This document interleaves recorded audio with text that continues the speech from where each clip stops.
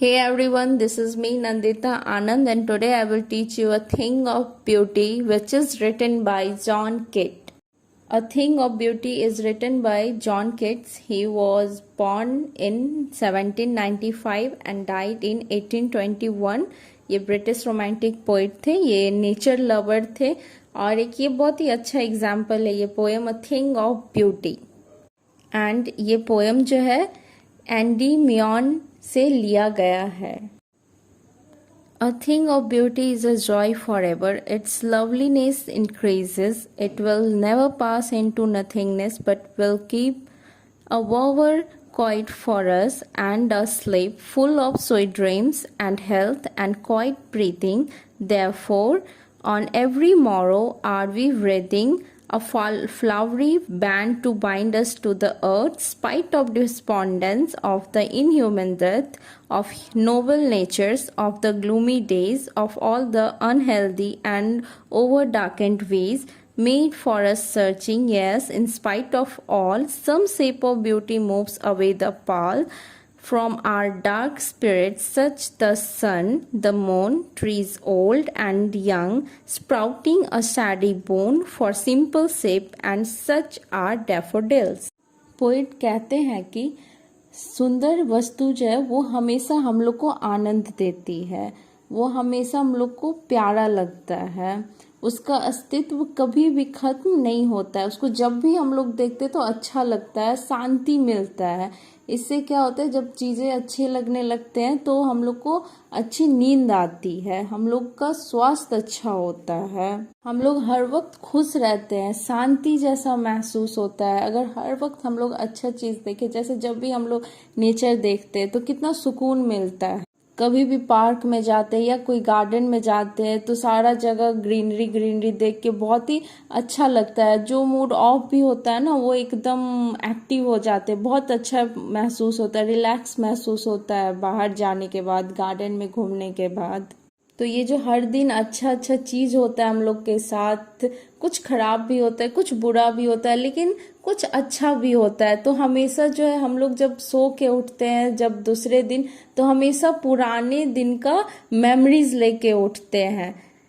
पता होता है कि लाइफ में बहुत ज़्यादा प्रॉब्लम चल रहा है, हमसे कुछ हो नहीं पाएगा, हमेशा लगता है कि हम डार्क में जा रहे हैं, फिर भी कुछ चीज़ जो अच्छा होता है पास्ट में उसको याद करके बहुत सुकून जैसा महसूस होता है। तो अच्छा चीज़ जो है ना वो हमेशा फॉरएवर जो है लाइफ लॉन्ग सुकून देता है। तो हम लोग उस मेमोरीज के भरोसे जो है हम लोग जी रहे होते हैं। ऐसा नहीं है कि प्रॉब्लम सिर्फ हम ह्यूमंस के लाइफ में होता है, नेचर्स में भी होता है। कभी कभी होता है ना, जब ऑटम आता है तो सारा पत्ता जो है पेड़ से गिर जाता है, फिर जब स्प्रिंग आता है तो पूरा एकदम ग्रीनरी हो जाता है। तो उसी तरह हम लोग का भी लाइफ है, एक बार प्रॉब्लम्स आता है, फिर प्रॉब्लम्स चला जाता है, फिर आता है, फिर चला जाता है। तो हमेशा हम लोग जो है ना ब्यूटीफुल थिंग्स को याद करके, जो चीज़ हम लोग को अच्छा लगता है उसको याद करके हम लोग हमेशा खुश रहते हैं। उसके सहारे हम लोग अपना दुख भी काट लेते हैं। दुख के दिनों में हमेशा हम लोग अपना खुशी वाला दिन याद करते हैं, ऐसा हुआ था, ये हुआ था, हम कितने खुश थे, सब खुश थे। तो उसी के सहारे हम लोग जी लेते हैं। पोइट जो है वो हम लोग को डैफोडिल से, ह्यूमन को डैफोडिल से कंपेयर करते हैं। तो डैफोडिल क्या होता है कि एक बार ब्लॉसम होता है, फिर उसका टाइम खत्म हो जाता है तो वो टूट के गिर जाता है, फिर एक नया उगता है। तो उसी तरह हम लोग का लाइफ है, प्रॉब्लम्स आएंगे जाएंगे, हम लोग का काम है कि हम लोग का जो मेन गोल है उस पर हमेशा फोकस रहना है। With the green world they live in and clear rills that for themselves a cooling covert make against the hot season, the mid-forest break, rich with a sprinkling of fair musk rose blooms, and such too is the grandeur of the dooms. We have imagined for the mighty dead all lovely tales that we have heard or read, an endless fountain of immortal drink pouring unto us from the heaven spring. Poet कहते हैं कि इस पृथ्वी पे बहुत कुछ ऐसा है जो कि बहुत ही सुकून देने वाला है, बहुत ही अच्छा लगने वाला है। ये जो ग्रीन वर्ल्ड में हम लोग रहते हैं, ग्रीन वर्ल्ड मीन्स यहाँ पे वो नेचर को डिफाइन कर रहे, पोएट जो है नेचर को डिफाइन कर रहे हैं वो ग्रीन वर्ल्ड कह के।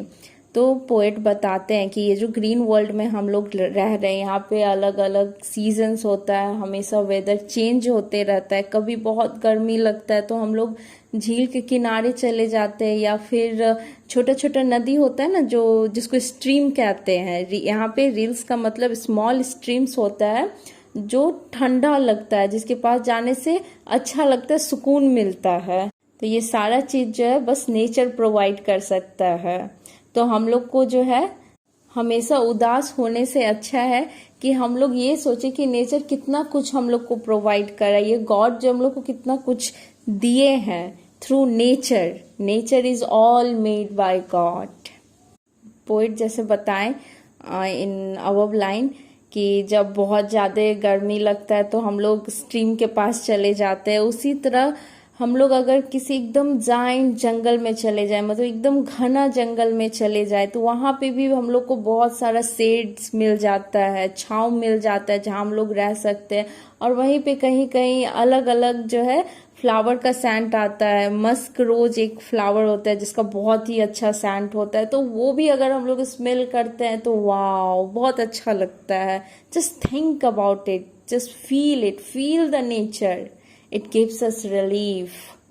और बस यही नहीं, ये जो है उन वॉरियर्स के बारे में भी बताते हैं जो कि ह्यूमैनिटी के लिए, वो जो अपनों के लिए शहीद हो जाते हैं। नेचर जो है उन लोगों को भी बहुत प्रेज करते हैं। So instead of counting sorrows in life, we should count what God has given to us, what nature is providing to us. All the things is provided by nature. So we should not destroy our nature. We are destroying our nature, but our nature is so good. It's provide us so many things. तो हम लोग को बहुत ही thankful होना चाहिए प्रकृति के लिए, क्योंकि वो प्रकृति जो है हम लोग को बहुत कुछ देती है ना।